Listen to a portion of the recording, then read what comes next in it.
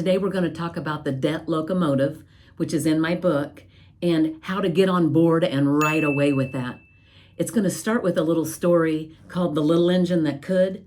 And if you go back and read that story again, if you have it for your kids or grandkids somewhere around the house, you'll see that the little engine was a female. And she was the only one willing to try to get those toys over the hill to the little needy kids and the kids that deserved to have toys on over the hill, and how when she thought she could do it, she did it. And that's the same concepts that I use, and this very same concept that I use when talking about getting out of debt. When you get out of debt, you are freeing up the invisible noose around your neck. But the other part of it is that's so freeing is that it creates so much power as you become successful at it. I do it this way. I like this, but there's other people that will say different ways. The trick is to use one way, okay? I like to put the smallest debt first and write down all your debts, everything, all the way up to the house. Smallest debt, when that one's paid off, use that money to pay on the second debt. At the same time, though, you have to make those minimum payments on all the other debt. You don't want something to go in arrears just because you're doing a debt locomotive. Some people call this the debt snowball, and that's Dave Ramsey. But the debt locomotive is something that can really change your whole financial future, because when you're paying off this debt, whether you have a budget or not, you're paying off debt, you're freeing up money to direct it where you want to go. Hey, my name's Monica. I haven't introduced myself yet, and I am a mental health nurse practitioner by trade, and I want to be your financial therapist. I am a financial therapist at heart.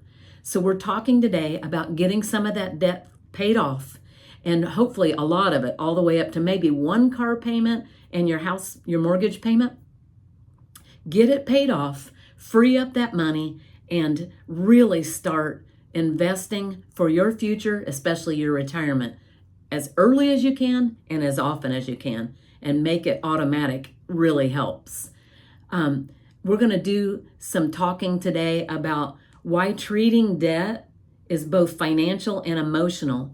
Debt, I've already said, is an invisible noose around your neck. So when you treat the debt, which means pay it off, you are loosening up that noose. And do you know that most divorces are caused from finances? And it might not be your finances are terrible, they're just not in control, and the spending's not in control. And if everybody was working towards the same goal, everything would change for you, and you would keep your marriage together. So let's think about this. If you can help your financial health by getting rid of the debt, then that means that you're probably going to live longer, because you're going to have less cortisol in your body. I'm also a medical nurse practitioner, so I can't help but relate to that and to turn it back to that, because you start getting to retirement, you start getting a grandchild in the mix, and you realize you would like to live longer. So let's start now of getting that cortisol, that chain from around our neck, that invisible noose, gone by getting rid of our debt. I'm going to give you small stories of wins, and I've seen clients that did this. They started doing it even they didn't want to. One spouse was all gung-ho, one wasn't, but they both worked on it together. And as they saw small debts going away, I paid them $75 a month, that one $38, this one $25, and they saw that money free up. And then the next thing you know, their tax refund was bigger, or they got a bonus at work that they weren't even expecting, and they could apply that towards the debt. And so what they thought was going to take them 18 months, they get done in 12 months, 13 months, or even sooner. So I believe if you're a good steward with your money, you get blessings. It might not always be financial, and it might not be right away, but if you're a good steward, you're going to get blessed, and you're going to get that debt paid off quicker, and your life is going to be better because of it.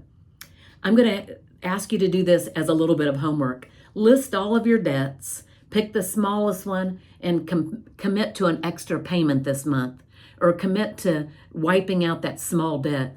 Two ways in a budget that you can do, even if you don't really have a great budget, is to decide, I'm going to put eating out money and grocery money in envelopes every 2 weeks when I get paid, or monthly when I get paid. And I'm going to try to keep it even less than what I put in there.